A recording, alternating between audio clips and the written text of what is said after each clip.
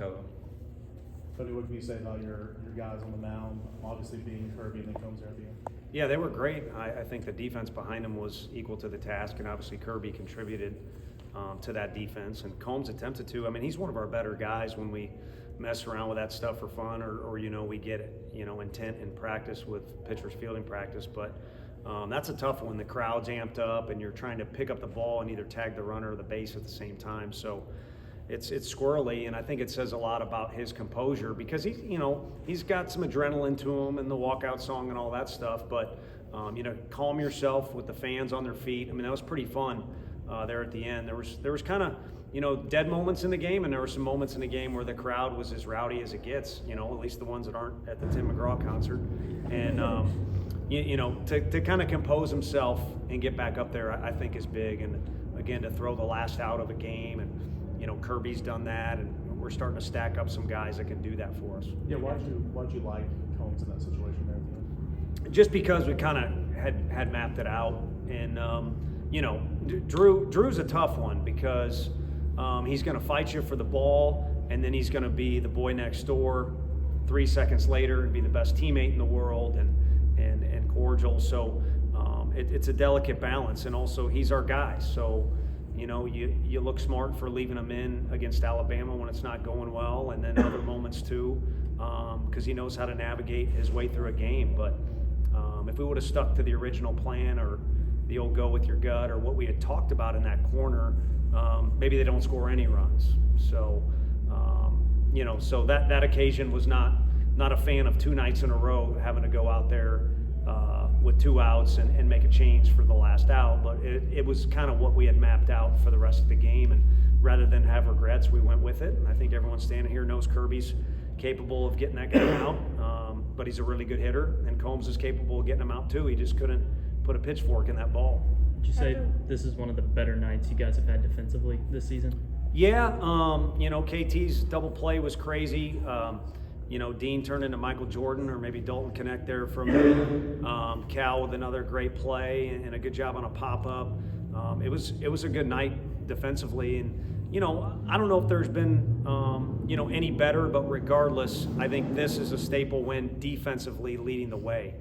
Last night the bats kind of led the way, and you talk about, I think you all led the conversation last night about how many different ways can your team win. And you're going to have to do that. You may play in different parks, different set of circumstances. A night like tonight where really good arm with Lunsford, but I mean, I would like to think he would admit he was on. I mean, standing there, I was like, how do we crack this code? He had all 3 pitches going really well, mix in our guys off balance a little bit. And based off our pregame, I was a little complacent, to be honest with you. I thought we were going to rock and roll, but he put a stop to that in a hurry with how good he was. And we're going to have to win games like that. We're an SEC weekend type starter, and it could be another league, is in his groove. And you don't have to win pretty, you just got to win ugly. Do you think the team's defense is underrated? I think a little bit, and maybe that came with the start of the year of doubts from the coaching staff. The one thing we felt good about was we had depth offensively, and we did have a lot of guys that were interchangeable at different positions. You guys talked a lot about who's going to play this spot or that spot, in particular on defense. And we're like, I don't know, but there's good options. But we didn't feel like, hey, defense and pitching, we're here to brag about it, even though we want that to be our strengths. And Coach Anderson does such a good job with those pitchers, it's become a strength. And I'm glad we won the game tonight. He's got family stuff he's attending to, relative, a little bit of ill, and it's good. He puts family first and goes and does that. So we're all thinking and praying about him. And I know Drew kind of said he was going to get it done in honor of Frank. So that's been the pitching piece. And then, defensively, I think guys have worked hard to prove that they're capable of playing their position. We get one DH out there, and if you are the DH, you want to know that you can play defense maybe on the next given day. Beam says he was working on his control or trying to find it at some point in the game. Where do you think he can take the next step in his game?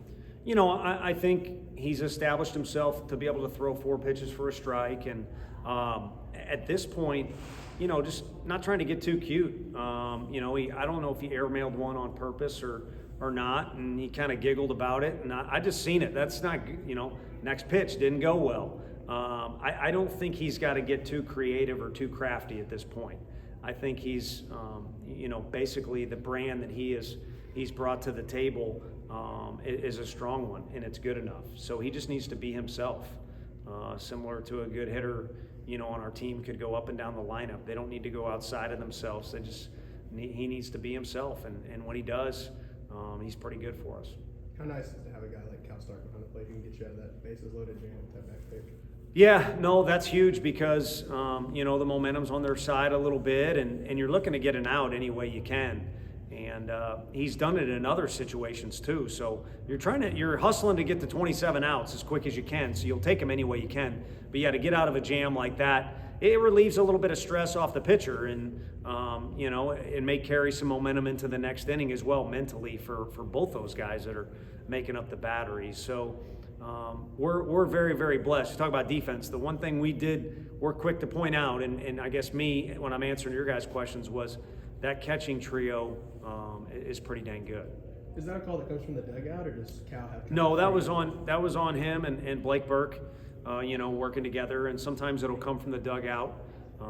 But for him to have the confidence to really do that in any situation takes work, and it does take just that confidence, and he's got it. I mean, if we don't have him in the game, he's the best cheerleader we got, and we do have him in the game. We ask him to bunt, he's fully confident. Can swing the bat. We asked him to, take a pitch and basically try and get on base for SEMO in that last at-bat. Well, he got on base by driving the ball, I hope, off the top of the fence. Anybody got anything different on that? Okay. I hope I didn't mess that up. Because I messed up a couple other things tonight. So we can take down that graphic off Twitter, Sean. It feels like you're in a pretty good position arm-wise going in tomorrow.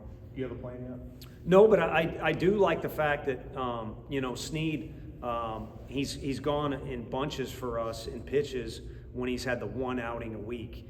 And again, I've mentioned to you guys, he's always a guy like, I'm ready, and he's got some resiliency to his arm, but it's nice when he's fresh, and it's nice, Xander, we do have a shortened week, but we didn't stress him either. So those two guys, it's a comfortable feeling knowing that. And on the back end, those two kids we used tonight, Kirby, who's not a kid anymore, he's like 35, and Combs, they can help us on the back end, but we also have Phillips and Benke, who, to me, both guys now are finally healthy.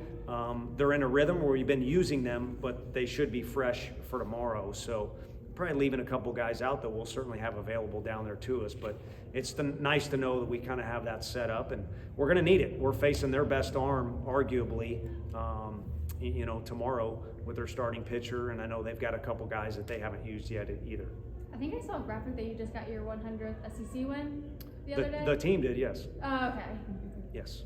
How did that feel as a team win to get 100? I kind of the same thing as the Blake Burke thing. I didn't know much about it till after the fact, so I guess to sound really corny, Mike Ditka says cowards live in the past. So we're trying to win tonight, and So how did 101 feel then? ugly. Like I could have done a lot better job, and maybe I'm not the only one. But when you got guys like Drew Beam, they make you look smart.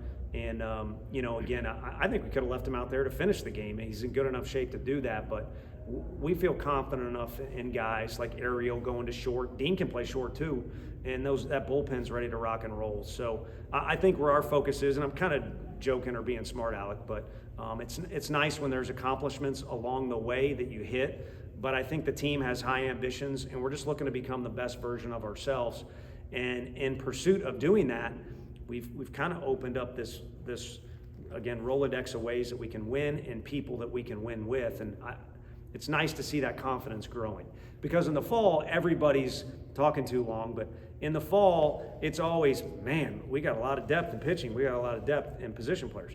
And then as the season goes on, it's like, that guy's not doing very well. It's kind of going in the opposite direction than it usually goes.